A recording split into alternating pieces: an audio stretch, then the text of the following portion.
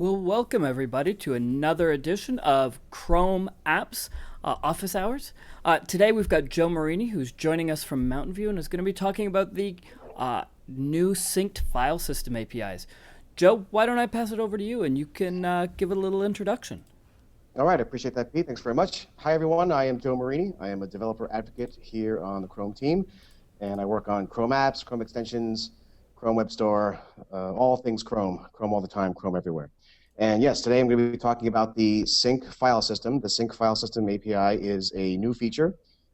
It's on the bleeding edge. It's right now only in M27 Canary. So if you're going to follow along with me here or work on this on your own later, you're going to want to make sure that you have the version of M27 Canary build on your computer. So the synchronized file system is our API addition that's layered on top of the existing HTML5 file system for Chrome apps and extensions. And it basically allows you to build apps and extensions that synchronize data via files using a cloud-backed backend.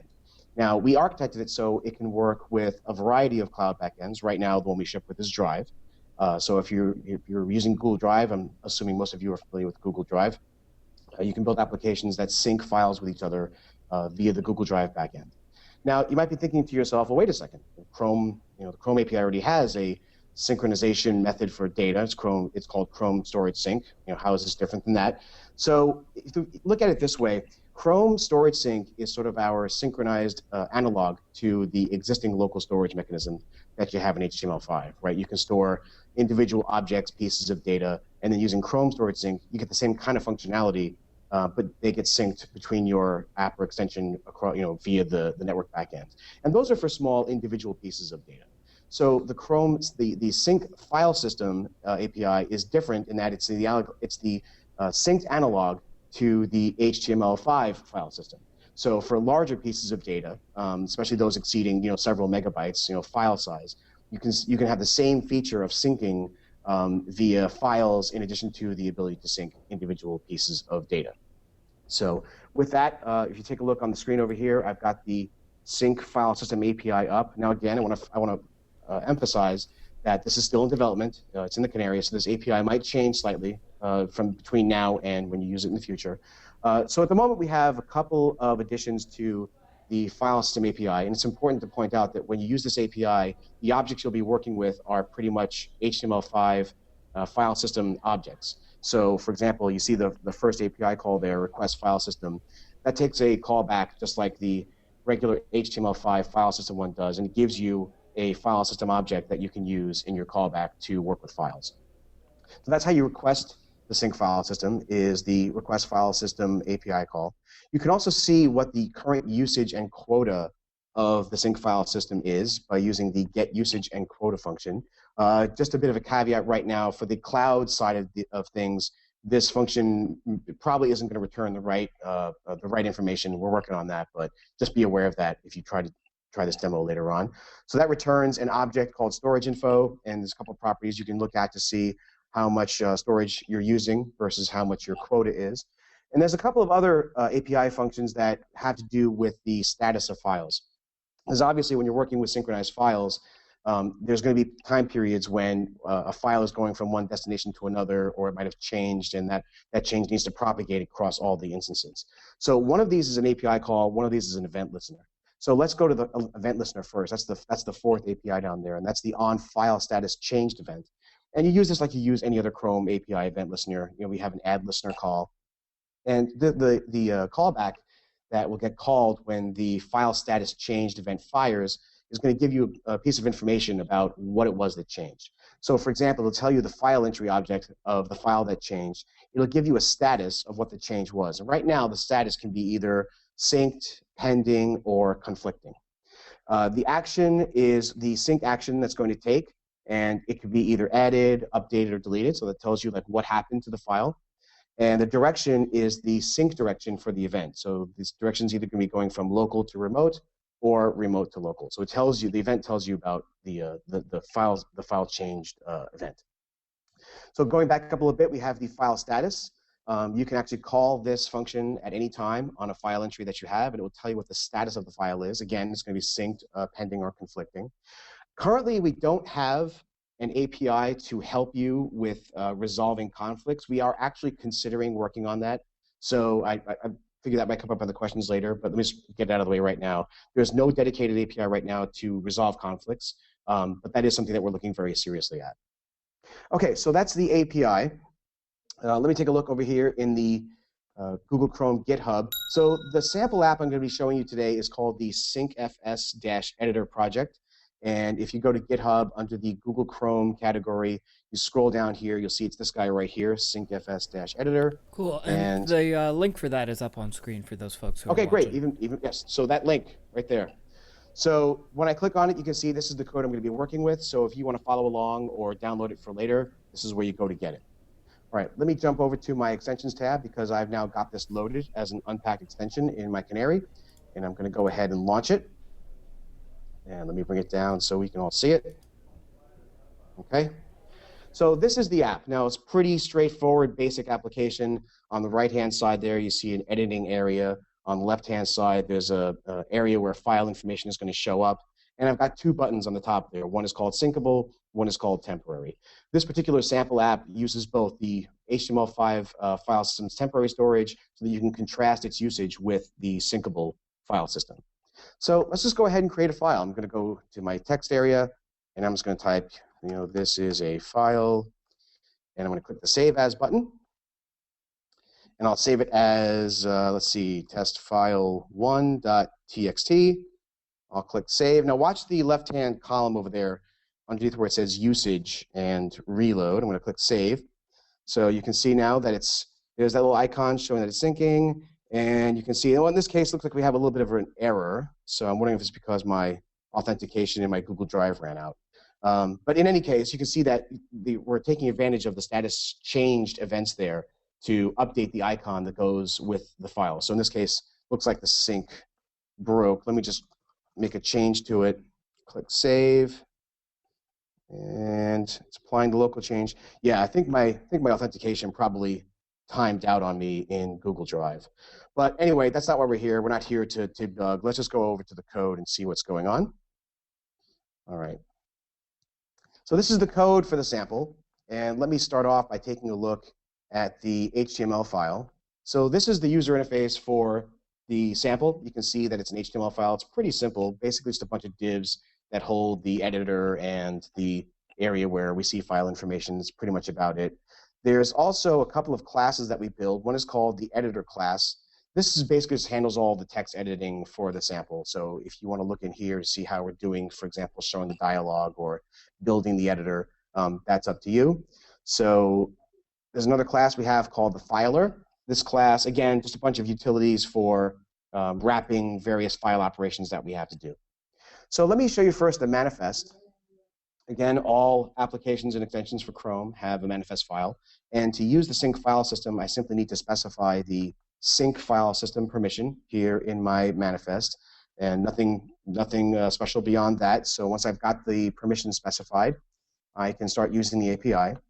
Now the main.js file, this is where we set up the synchronized file system for use. So here at the top, we have an event listener for when the DOM content loads. And what we're doing is seeing if we support the synchronized file system. So the support sync file system Boolean right here is set by seeing if we're in Chrome. And if we've got the Chrome sync file system object, that's great. And if we support it, then we're going to call this function here called open the syncable file system. So let's scroll down. All right. The function for opening the syncable file system essentially checks to see that we're in Chrome and then calls the request file system function that I talked about earlier in the API. Checks to see if we got any kind of error, and assuming everything is okay, we have this function here called on file system opened. And in on file system opened, we just log a message out to the console saying, hey, we got the file system, everything seems to be okay. We create a new editor, we create a new filer to go with it, and then we're off and running. So let's go over to the filer class, and I'm just going to do a quick search for the usage. So let's see, show usage, there it is. And here in the show usage function, this is where we're calling the sync file systems get usage and quota function to see how much of our quota we have and how much of it that we are using. And then let's go ahead and take a look at the status changed message. So down here in this function, where we create the filer, we set up, assuming that we're using the syncable file system instead of the temporary one, we're setting up our event listener to see if the file status has changed. And then if the service status has changed, we have those two event handlers. And that's what's going to get triggered when, so for example, if I make a change to the file on this side, or if I go to another instance of my app running on another computer and I make a change on that side, this is the event that will get triggered. So pretty straightforward, simple API. From here on out, it's just HTML5 file system calls. So for example, if we scroll down, I'll just do a search for the get root with fs.root. And that is in, oops, hang on a second. There we go. Let me find the save. Where's the save? Oh, it's in the, sorry, it's in the utilities. There's a utilities thing in here. And it's, oh no, sorry, it's in the editor. There we go. There's the save. So here we have the methods that are going to handle things like opening, loading, and saving files. And you can see that from here on out, it's just using regular old HTML5 file system APIs. So here's the file system root get file. If you've done any work with the HTML5 file system, this will probably look familiar to you. We're just creating blobs, saving blob URLs out to the file. So what we've done here, essentially, just to sum up, is we've taken the HTML5 file system and we've layered our syncing architecture on top of it so that you can build applications that sync files to and from a remote cloud service. In this case, Google Drive. In the future, who knows? But using this API, once it goes into stable, you'll be able to build extensions and apps that build synced files. Sweet. Very cool. Yeah, it is very cool. I've been playing around with it, and seems to work pretty well, assuming that you're authenticated properly. So I think now might be a good moment to check to see if we have any questions. Yeah, I think there are a couple of questions up Okay. there. So I'm Great. looking at one from Brian Treadaway in Washington. Wants to know, can I read files, any files from the user's Google Drive with these APIs, or am I limited to only stuff I've put up there? Or is That's a great question. Yeah, that's a great question, Brian. So right now, and I think for the foreseeable future, the way that it works is, again, this works the same way as the HTML5 file system does. So each app gets its own per app sandboxed file system that just happens to be on the user's Google Drive. And it's important to point out that the user doesn't actually see the folder where these files go by default in their Google Drive interface.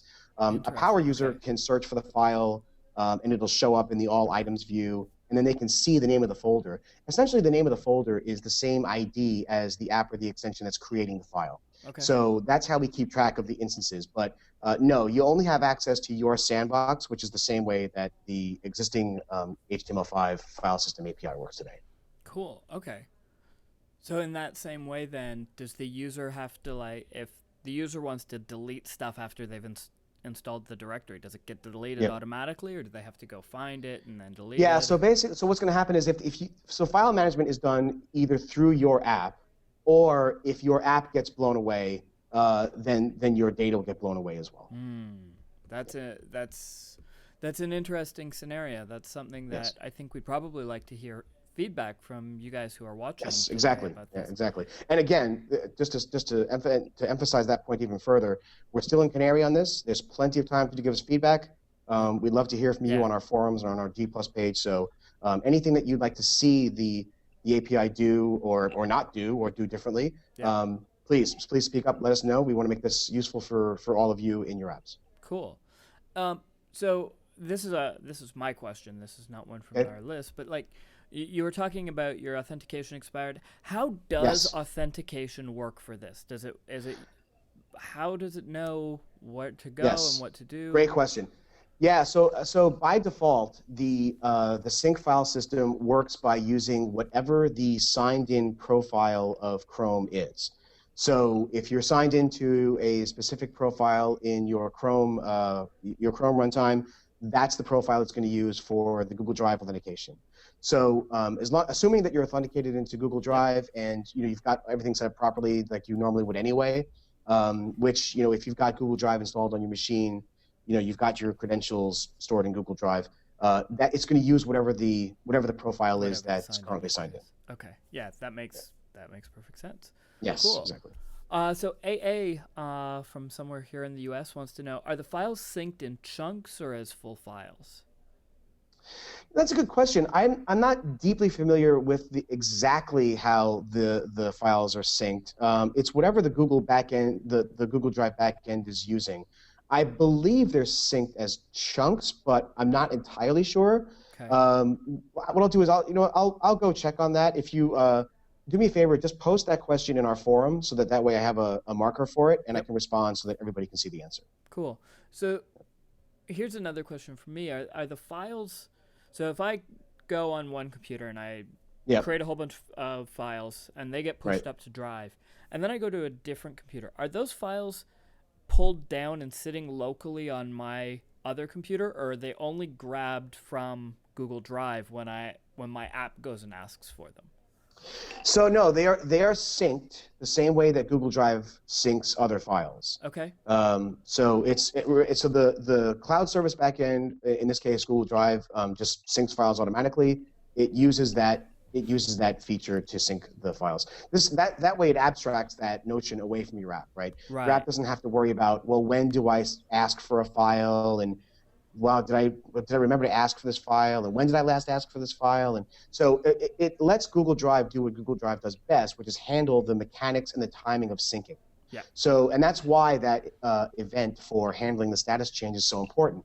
So that way it abstracts away when things happen to you and just lets you know, hey, this file changed. Or when you change the file, you don't have to remember to push things up. It just happens. Yep. So it's all handled in the background for you by Drive. Cool. Awesome. Yeah. Well, I think that's all the time we have. Well, actually, it's not all the time, but those are all the questions that we have today. So I Right. want to say thanks, Joe, for joining us and talking about this and giving us a good overview and a little bit of a deep dive. You're going to be back next week. We're going to be Next talking week. about. I keep forgetting this, and it's like we've It's been the talking about it. inter-app messaging. So That's I'll what be it is. showing you Thank how to you. send messages from one app to another, even to an extension running inside Chrome proper. That's a So good one, yeah. so next week it should be interesting. We've had lots of requests for this, Yep. and we now have an API that lets you message from between apps and extensions. It's actually really pretty cool. So yeah, come back next week. Awesome. So that's Thanks next again for week everybody who at I'm sorry, what? That's next week, 4 o'clock Yes. Eastern, 1 o'clock Pacific, and adjust time zones for wherever else you happen to be. Exactly. And thanks for everybody for showing up today to see the synchronized file system API. Remember to go to the Google Chrome GitHub, take a look at the Chrome app samples repository, pull it down, start playing with it, start hacking. And we're excited to see what you guys come up with using our APIs. Absolutely. All right. Well, thanks for joining, everybody, and we'll see you all soon. Bye-bye. Thanks.